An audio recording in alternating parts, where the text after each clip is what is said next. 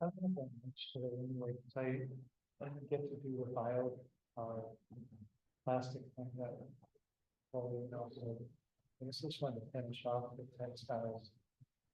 And a couple of things, yes, it might not take too long to. Um,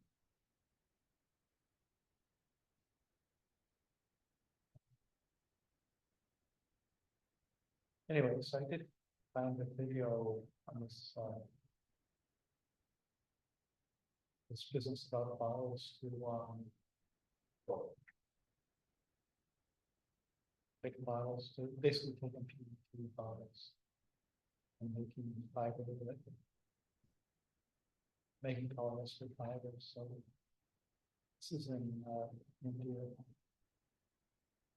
I think it's being done in different places. All of our clothing. And one company in India called Sri Ringa can turn about 1.5 million plastic bottles into polyester in a single day. That is going to be almost more than tripled in the next couple of years. Turns out there's plenty of appetite for it. More and more fashion brands like Adidas, Nike, and Shein are trying to increase the amount of polyester made from recycled plastics in their lines, often marketing them as more sustainable. But why is so much of what we wear made from plastic to begin with? And how do you turn a bottle into clothing? The Sri Ringa company spins about 25 metric tons of polyester on a daily basis. The founder, K. Sankar, is proud of every filament his factory spins, but it took him decades of trying to get here. I felt like doing something to the society by doing recycling. Today, he runs the business alongside his son, Cynthia, who quit his job in IT to help his dad. I wanted to be an entrepreneur, and I wanted to be an entrepreneur in India. Globally, we produce about 600 million of these bottles every year, and most of them are not recycled. In India, waste pickers collect and deposit them at sorting sites like this one, where workers crush and bale them for sale. Every month, Sri Ringa buys about 900 metric tons of trash from companies like this one. But all it really wants is PET. That's short for polyethylene terephthalate, one of the most common types of plastic. At Sri Ringa's factory, the first step to getting it is separating the valuable bottles from the caps, labels, and glue. Mixing in other plastics could ruin the final material. But getting to pure PET is pretty time-consuming. We have a lot of advanced sensing technologies, which are used to separate PET, PVC, all the other plastics. Bottle caps are usually made from polypropylene, a kind of plastic that Sri Ringa doesn't recycle. So they sell them to another company that makes lead-acid battery cases. And all of the dirt and sand they collect from washing the bottles is pressed with ash to make bricks that decorate the factory floor. Then machines crush the bottles into flakes. Bag flakes are then loaded onto trucks and delivered to another part of the factory.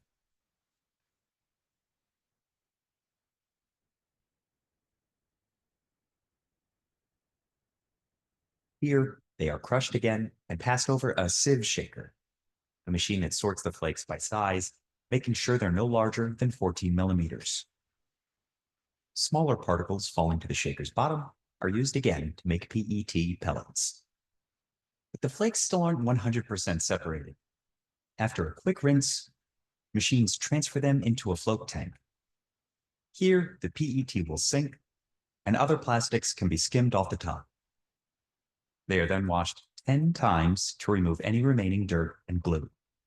Nothing is wasted in this factory. That water is again used back.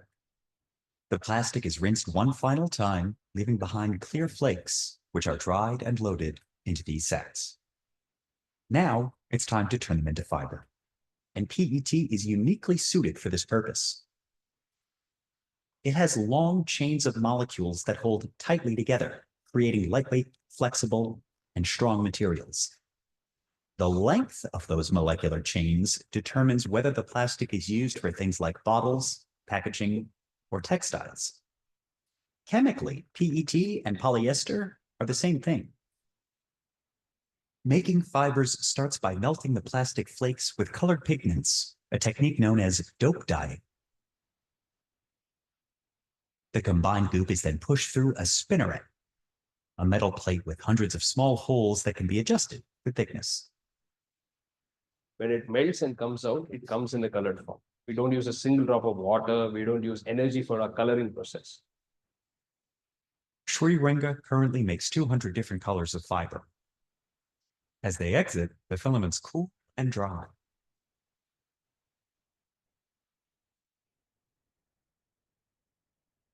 After every use, the plates are cleaned using high-frequency sound waves, which create microscopic bubbles that collapse and remove anything stuck to the spinneret. The fibers are then stretched using a series of rollers which deposit them into these large buckets. Shutting down and restarting these machines is energy-intensive and expensive, so they have to run non-stop throughout the day. We have to stop. Then it takes a long time for us to reboot again. Workers weigh the drums and bring them into this area called the draw. As a prosecutor, I saw the deadly impact of fentanyl firsthand. Lives lost, families torn apart, innocent people put at risk. Here, 60 to 70 barrels are simultaneously routed through a series of eyelets,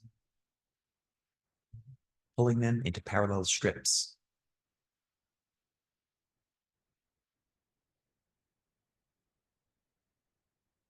Polyester tends to hold static electricity, so the fibers are dipped in a starch-based lubricant to avoid sticking together. Another series of rollers makes them up to 4 times longer. And yet another set of heated rollers stabilizes the fiber into its stretched state. This machine crimps the fibers, giving them a wavy pattern and making them combine with other textiles like cotton. The finished fibers travel to the top of this platform where they are cut down to a manageable size. Finally, they are compressed, baled, and shipped to another company for further processing.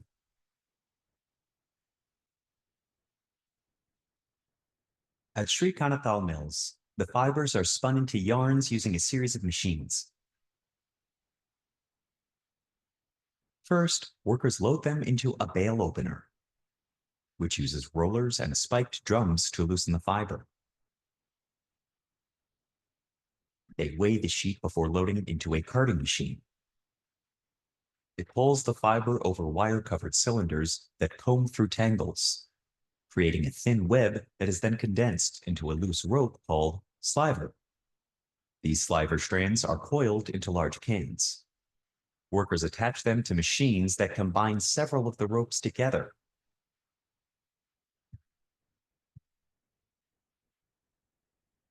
Next, the slivers are run through something called a simplex machine. It uses a series of rollers rotating at different speeds to stretch the fibers and make them more parallel. The result is a more compact and uniform rope known as roving, which is ideal for spinning.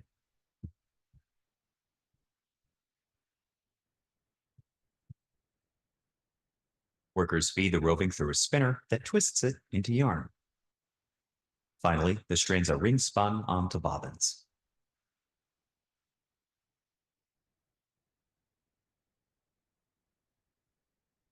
Senthil and his father used these cones to make their clothing. But before PET was ever woven into t-shirts, it started out as a lab experiment. When scientists at the chemical company DuPont developed the first synthetic fibers in the early 20th century, they were celebrated as major scientific achievements that could replace silk and cotton. Modern fabrics of today are all chemistry and a yard wide. Before the breakthrough, the U.S. imported over 90% of its silk from Japan, using it mostly to make stockings. But all trade ceased during World War II, collapsing the silk market.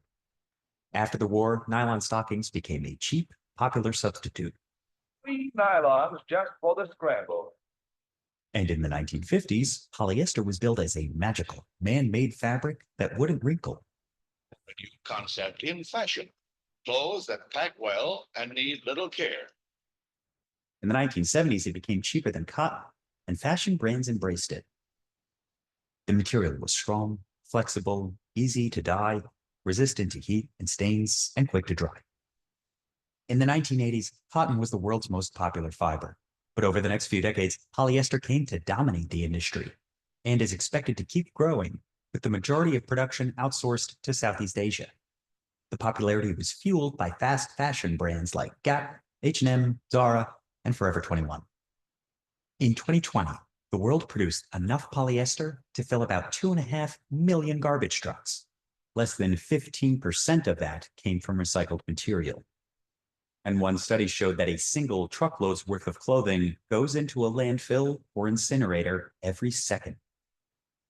To bring that stat down, more and more brands are working with recycled polyester made from plastic bottles, including Adidas, Nike, Zara, and even Shein. In early 2024, more than 120 clothing companies pledged to increase their use of recycled polyester. Sri Ranga launched its own recycled clothing brand in 2021 called Ecoline. Most pieces are made of 100% recycled polyester, but sometimes they're mixed with cotton. So once the fiber was made, making yarns and fabrics and garments was just an extension. President Trump wants your help by voting no on issue 1. He knows issue 1 is a Democrat scam to take. Everything is still made in the same facilities. Workers connect hundreds of bobbins to a machine that weaves the yarn into sheets of fabric, which then head to inspection. If there is some defect that is found, it will be marked with a marker. And once that marker is seen in the cutting section, they will cut that portion alone and keep it aside as waste. That again gets recycled. All of the fabrics they use are laid out, marked, and cut into various shapes for garments. To add a design, Sri Ranga uses a sublimation printer. And once the sheets are out, we place them into panels in our heat transfer machine. This device applies heat and pressure to transfer dyes directly onto the polyester. The company sells 400,000 garments a year and plans to triple production by 2026. We are boldly betting on this, expanding our capacities, thinking that the future is going to be sustainable fashion, and we want to be well placed when that wave comes. In 2023, the family received a huge boost after India's Prime Minister, Narendra Modi, wore one of their vests, known as a sadri. I was literally in tears. My product is owned by Prime Minister of the country. Something wonderful. It's something to convince someone to wear something or trash. And that we've been able to do with Ecoline. Clothes made from recycled polyester are often advertised as good for the environment, but they still come with an impact. Washing any synthetic fiber can introduce microplastics, less than 5 millimeters in length, into our waterways. Some studies suggest that synthetic fibers contribute more than 1/3 of all microplastics in the ocean. And if it ends up in a landfill, river, or ocean, it won't break down. To top it off, recycling polyester isn't as easy as recycling a plastic bottle. Polyester is often mixed with things like cotton, spandex, chemicals, and dyes that must be separated before recycling. The cheapest and simplest method for recycling clothing involves shredding it, but that creates shorter fibers that need to be blended with virgin ones to make new clothes. So they are typically downcycled into carpets and stuffing for insulation. In 2020, a research institute in Hong Kong started experimenting with fiber-to-fiber recycling. It partnered with H&M to make this machine, which turns used clothes into new ones in about 3 days. First, a technician like Emily Shao examines the garment. So today we will recycle old garment. This ozone chamber sanitizes the fabric in about an hour. Then, Emily removes the buttons, labels, and zippers and cuts the garment so the fabric is easy to work with. The shredder strips the bits of cloth down further. And then I will take off the open fabrics. But this part of the process does require some new materials. So we will add some virgin fibers into the yarns to make it stronger. Another machine mixes that cotton with a recycled skirt. Emily then rolls the mixed fibers into clumps and feeds them into a machine that turns them into what's called a fiber web.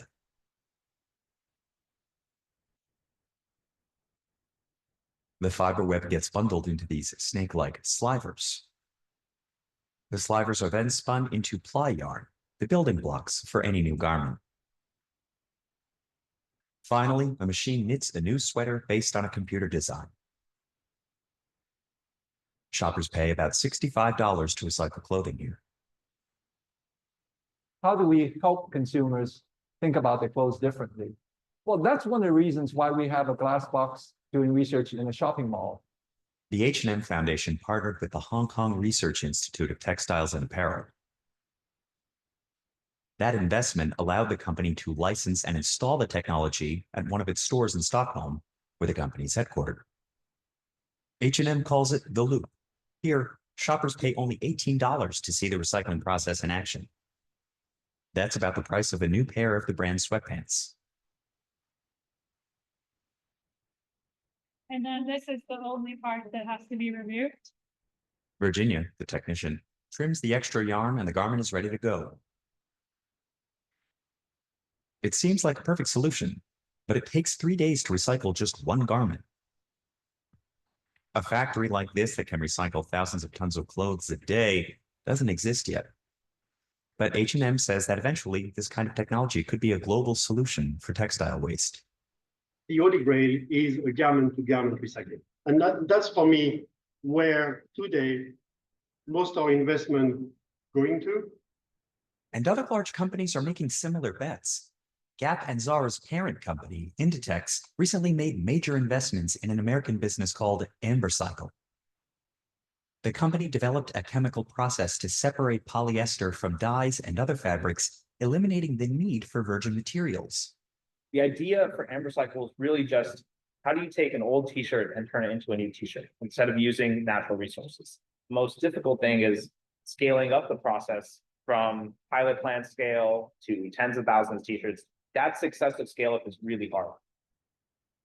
I'm the best choice this November for the Hamilton County prosecutor because I have the most It's especially hard when virgin polyester is so much cheaper and easier to use than new recycling technology.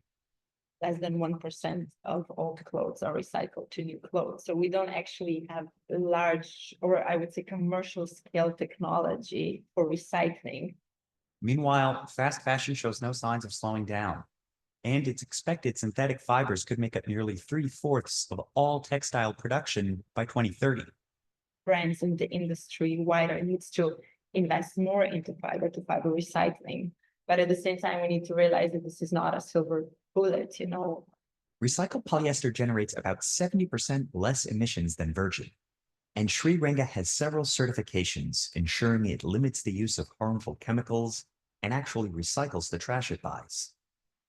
From the end product, you can trace everything back to the origin. And we wanted that to be the core ethos of our brand.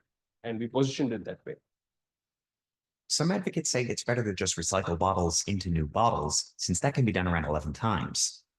But less than 10% of all plastic actually makes it to a recycling center. So for now, Santhilan and his dad are happy to save any plastic they can from landfills or the oceans, even if it's only temporary. For us, when you make it into a garment, it takes a longer time for it to reach the dustbin. Though there's a lot of work to be done, he thinks Sri Ranga is well positioned to make the most out of plastic trash. Whether it's recycling or renewable energy, this is the era of sustainability. And I think we're in the right space. I guess this guy likes Modi. Modi's kind of got a bad reputation.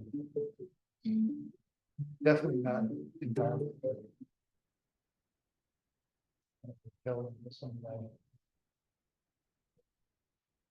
Anyway, so that's that thing. That's basically the bottles. It's more than the bottles.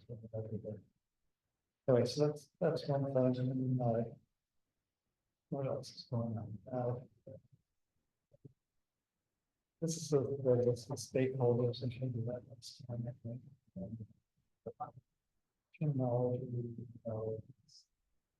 The labeling is an important part. Okay. So this, like, there's a lot of challenges, but there's a huge amount of interest in this stuff, so. um,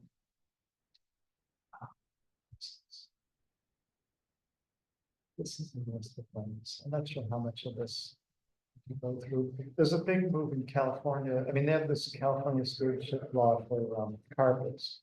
So they've shown, this is the 2021, but the recycle output percentage of carpets in California is high because they have a long. So it's like the tire thing, like the state has agencies that kind of push people towards this recycling of carpets. And they've set up centers where they collect the carpet, so they have a whole infrastructure. There's this law that gave a whole infrastructure for carpet recycling. And this is a company that this is a decolonized. We want to change what the word waste means and potentially eliminate that concept from the fashion industry. We took waste and are manufacturing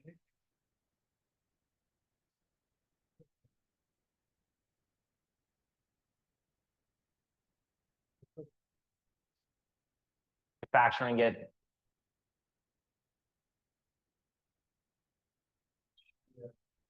Into materials that we can use. It's kind of a good one too, like the other one, but showing their depolymerization process. This works fine on my computer. It doesn't work. Anyway, it's there and look at it, I guess. Where is the this is the link for it.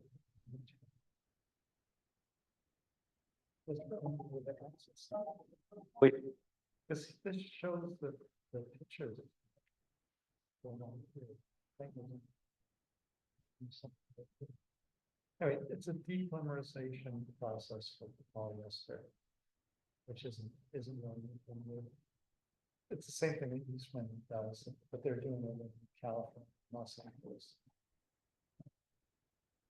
Right, that's what we're looking at, but that's just one of my things. So anyway, so this. All right, so I found a list of like, all right, there's literally like hundreds of groups that are doing textile recycling.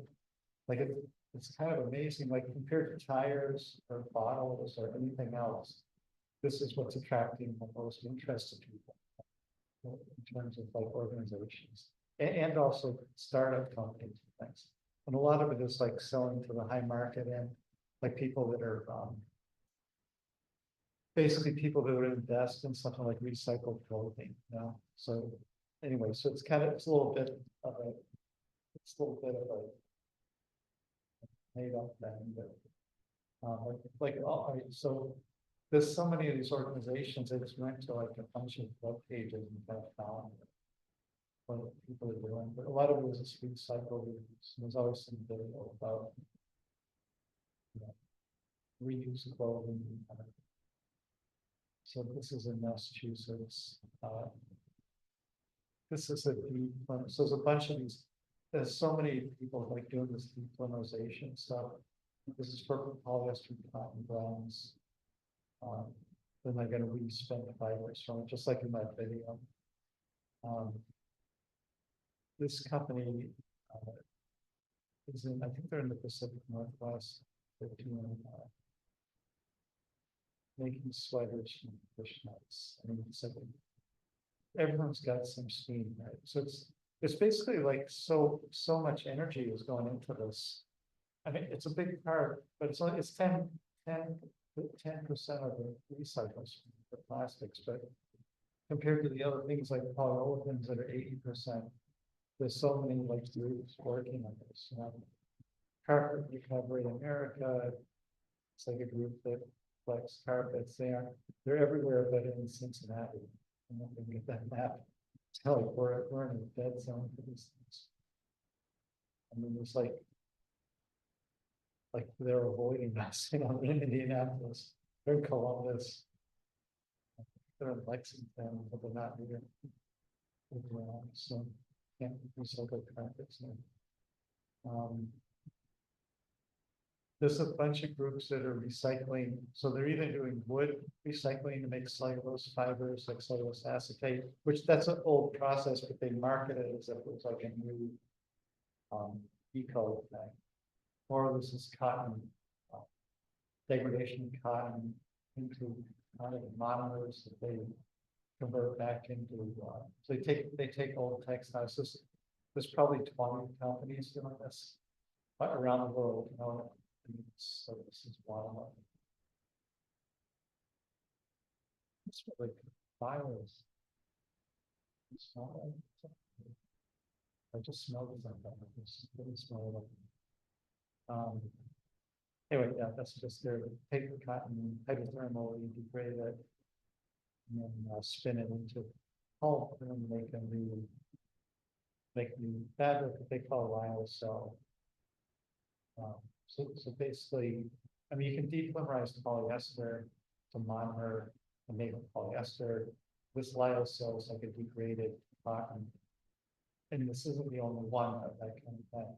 Anyway, it ends up with a different kind of texture than normal cotton. Plays more like silk. So it's kind of a different material, and marketing goes to recycled fabric.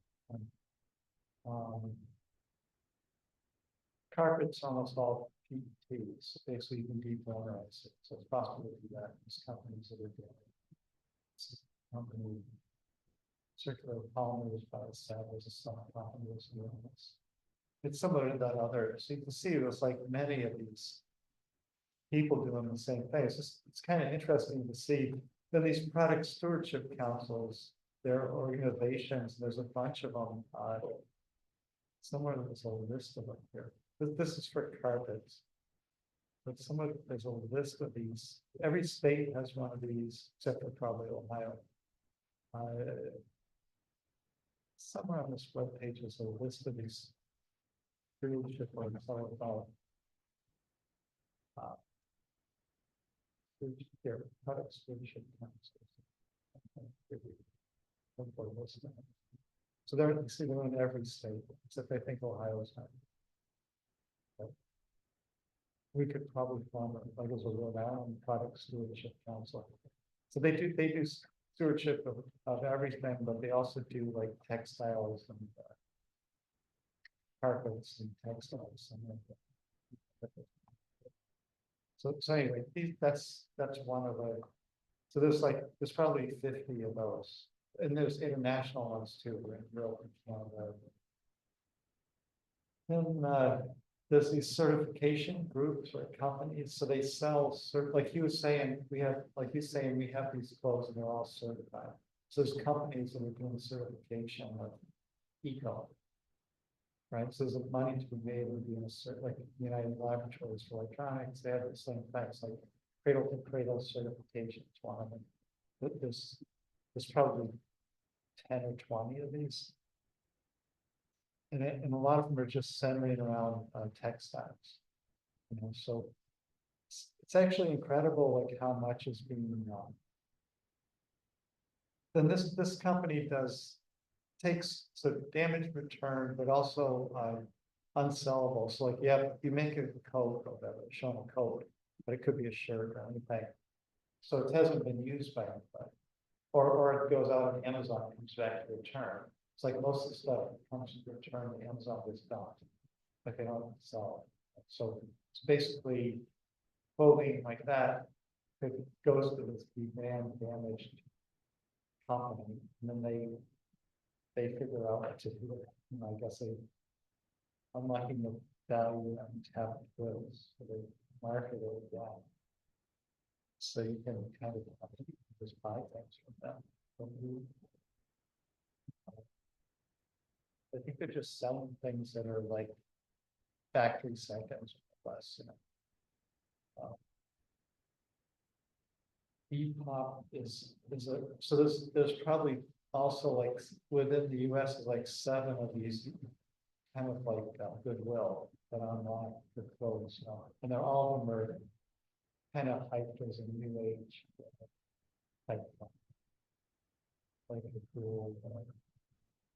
So this deep pop is one of them that sells whatever. So like useful and it's been screened by that or something. The rest is shipped to Ghana. Maybe I don't know. This all right. So any of the condensation polymers like polyester and nylon. What else is condensation?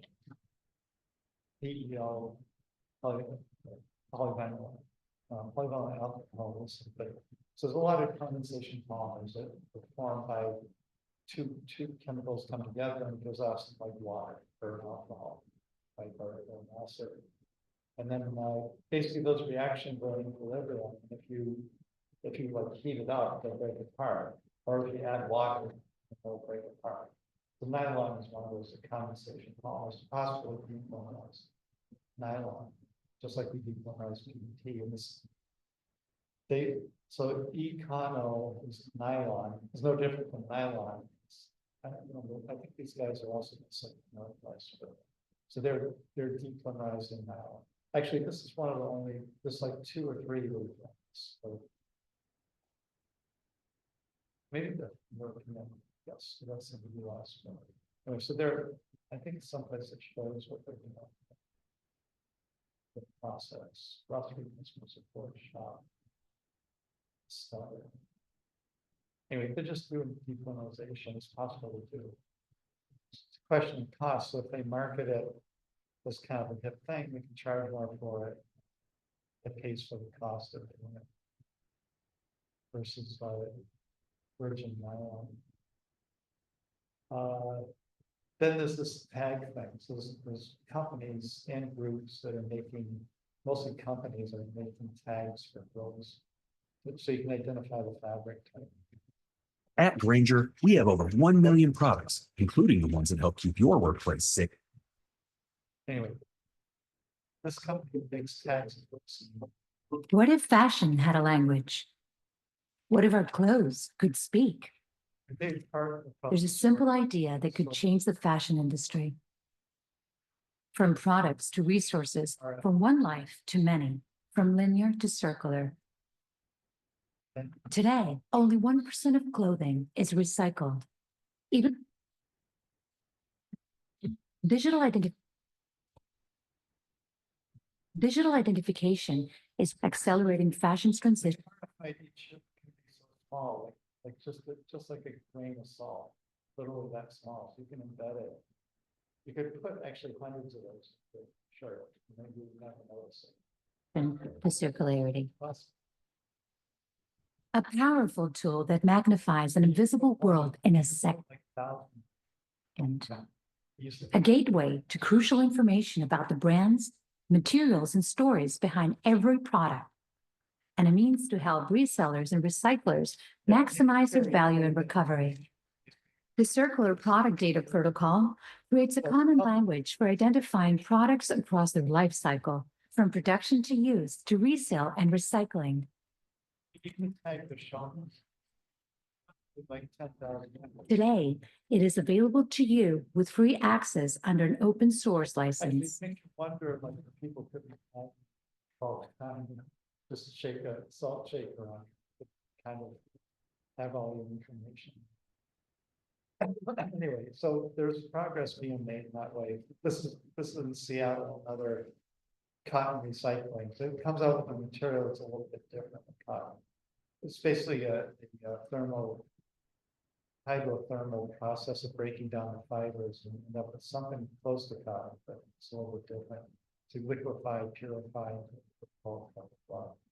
make a fabric out of it. I mean, the original cotton fabric from the plant, like that fabric, that fiber carries on through to the clothes, and you break down the whole thing, it's a different fiber. After you go through a chemical process, nothing is exactly the same. But they can recycle that material back to the same cotton and end up with that material. So it is circular in that sense. Fabric recycling. This place is scraps, I think. Recycling the use. So they're sorting. This is in Brooklyn, so it's a little bit more. This is more like a group, not a company. So it's kind of like a non-government organization. Then there's 3 or 4 companies that rent clothes. Like if you're gonna wear something 5 times, like a woman, and maybe there's men that wear things 5 times, but not one about, I don't know, maybe it's a quarter, who knows, but. So. Anyway, all they show is women, you can go here and rent clothes. You don't need to buy it, you rent it, and then it goes back, and it's supposed to be like used a lot more than 5 times. And then somehow you would try it, it would be cheaper, I guess. And, this is, what is this thing? This is just an organization, of people like activists, that are trying to get against the fast fashion thing. Right, so there's I mean, there's so much interest in this, like, compared to the other plastics recycling things. Fiber shed, so there's a whole slew of groups and companies that are doing like like this sheep was fed properly, it's like bio clothing for wool. Anyway, this fiber shed is one of them. Basically, there's quite a few of these organizations. So they're selling like organic clothing with that one. It's not like recycled clothing, but it's kind of on the bio end of it. And this is pretty cool. So like they did the IR for the PET at the Rumpke place that we didn't go to. So you can do the same thing with clothing, I guess, even though I would think that black clothing wouldn't work on this because the IR would just be absorbed completely by the black. So there's some limitations to this process, but this is a company that solves the sorting, like they solve the sorting problem. For clothes.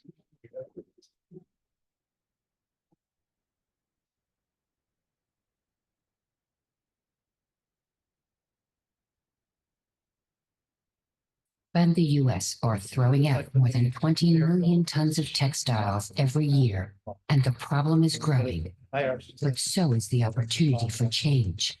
These textiles are incredible resources to feed textile to textile recycling processes and create a circular industry. To reclaim these resources, textiles must be sorted by fiber composition, and the demand for recycled content must increase. That's where the fiber sort comes in. The fiber sort is a revolutionary textile sorting machine that is changing the game. It sorts finished textile products by fiber type, automatically creating precise recycling feedstocks, and finally providing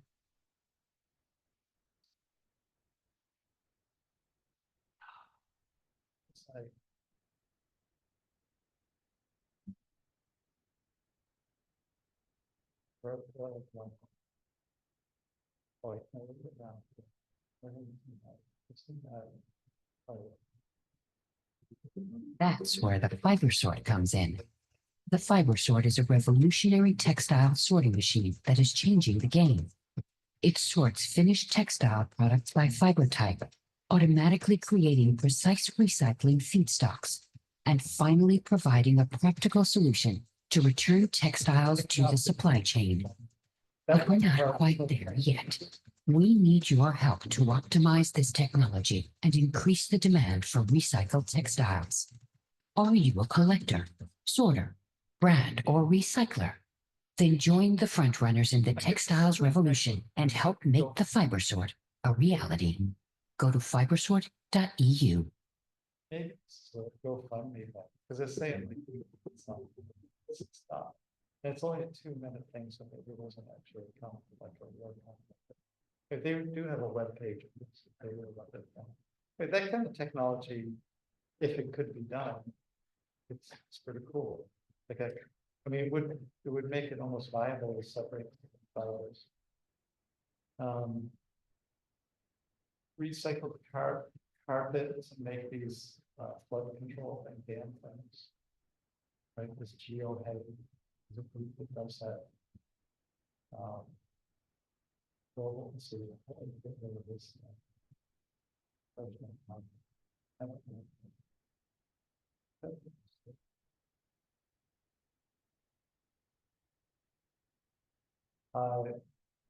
Global fashion exchange, this is like a used clothing, but it's where you swap, it's like a swap website.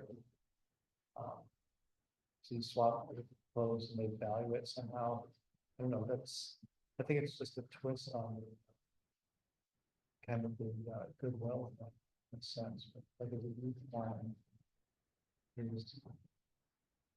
So it's a global fashion exchange, GFX. They have all, who knows? It's like all these things are kind of so hip that you can't really understand what they do. Then there's an online help sees kind of like Goodwill online. It's kind of similar thing. I'm not sure what the report is. I guess it's a benefit corporation. I guess I know what the report is. It's like it's not a non-profit, but it's the money's going to the people except that are working with the company. It's a worker on it's socialism. It's like in a nutshell. That's what Germany did after the war. Workers took over the companies. Then the cellulose thing, so this is finished, so it's wood. So they're making fibers from wood using ionic liquids. They call themselves ion cell. And they make something that looks like silk out of it. Well, it's kind of interesting. But it's not, so it's a biomaterial they're getting from it, but it's basically wood is a starting, so it's not circular, it's a linear. Or they're saying it's circular because you could put it back in ionic liquid if you have the same wood that you were wearing for a t-shirt. So that is in the future it could be circular, but right now it's linear from a biosource. This is so there's a few of these certifications. This is one of them, this OTEC certification. I showed you another. It's basically, this is for chemicals. Certifies not harmless to human health. So this is a certification standard for like chemicals and fabrics. It's loosely related. That's not exactly the same thing. Then Poshmark's another used clothing store where you can buy this guy's stickers. You can buy it kind of anything. So it's literally like maybe 20 of these Goodwill things. Excess inventories, like companies have excess things, you can buy it. So clothing, just it says what it is. It's kind of excess inventory sales of clothing, so it doesn't go to landfill. Normally that's stuff that goes to landfill. And then every brands. I can't remember what this is. Here, okay. Looks like the same.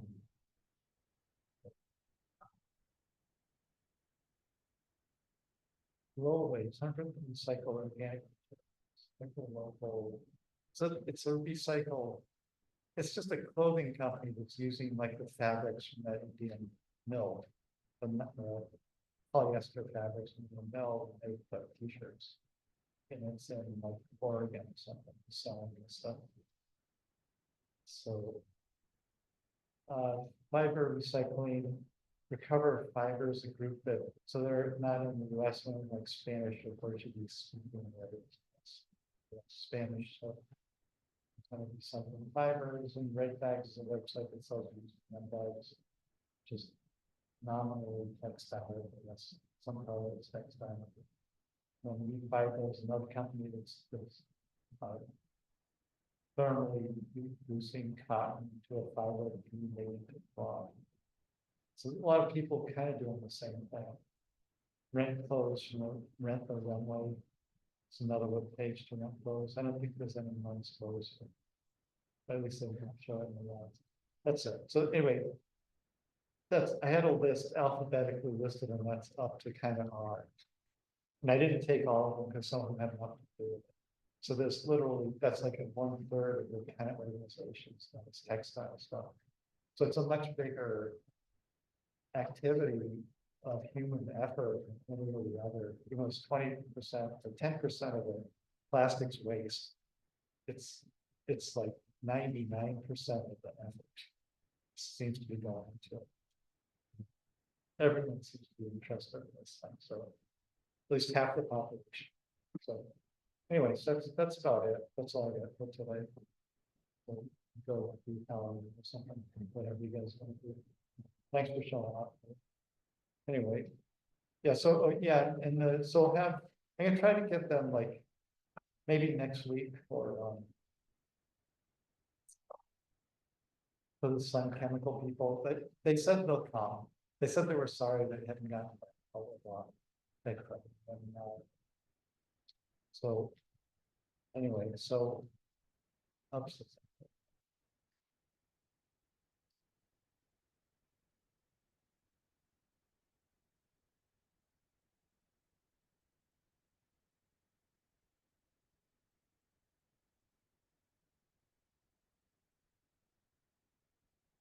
so the calendar. It's like this today, November, tomorrow. Let's see. So yeah, a week from today, this guy from Avion in Cleveland, they do, so this is additives. They do polymer concentrates and things. So he knows, he's the president of the company. And it's a pretty big company. This guy, I know him, so he said he'd do it. In fact, he said he'd do it a while ago, but then we finally got to say to a day. And then Robin's the person from Procter & Gamble. And Scott's this organization in North Carolina that's kind of organizing companies for recycle. I think that should be interesting. And then this week, I guess I'm going to try to get Sun Chemical to come in. See if I can get them Tuesday or Thursday to come in. So we'll have probably 4 more speakers. That's what I lined up. So this should be good at the 7. Again, it'll be like a discussion, kind of more than a presentation for all these people. So anyway, that's it. That's what I got for today. So I guess I'll probably do the biopolymers next Tuesday. What I promised for today to get to. Been like busy. I don't know what it is, like things have really piled up the past actually 3 weeks. Have been like there. All right, so I'm gonna quit this thing somehow.